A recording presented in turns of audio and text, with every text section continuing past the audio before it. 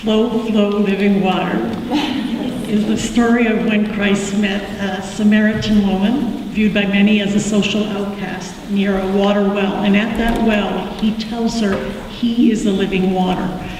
The Orthodox interpretation of that is that he is the grace of the Holy Spirit. He then baptizes her, transforming her from a social outcast to a missionary, spreading the word of God. And later she becomes a saint. This act symbolizes that repentance and transformation is for all mankind, regardless of who we are.